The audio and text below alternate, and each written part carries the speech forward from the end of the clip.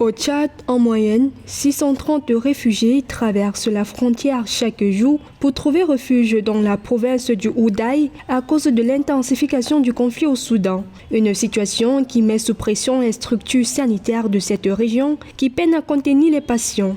Pour améliorer l'accès aux soins des réfugiés et des populations hautes, le gouvernement et son partenaire, la Banque mondiale, à travers le projet d'appui aux réfugiés et aux communautés d'accueil, ont doté la région de 3 nouvelles structures sanitaires à proximité des camps. C'est ici pour moi le lieu d'exprimer toute la satisfaction du gouvernement par rapport à la mise en œuvre du PARCA, qui est un programme multisectoriel et un instrument de politique sociale de notre pays.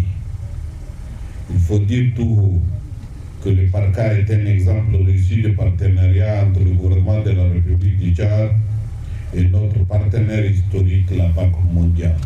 Ces activités s'inscrivent en droite ligne avec les politiques générales du gouvernement en matière de protection sociale qui découlent elles-mêmes de la stratégie nationale de protection sociale.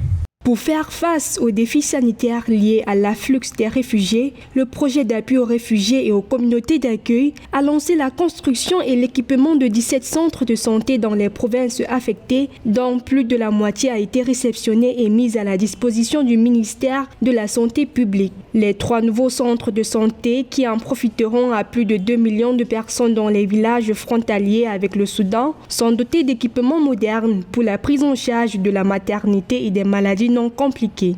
Vous savez, Parchana accueille les populations réfugiées, populations autochtones et même quelques retournés. L'objectif de la construction de ces 3 centres de santé, c'est couvrir la santé de toutes ces populations, réfugiés, autochtones ou déplacés. Et la construction de ces 3 centres de santé entre directement dans le cadre donc, de modernisation des systèmes de santé.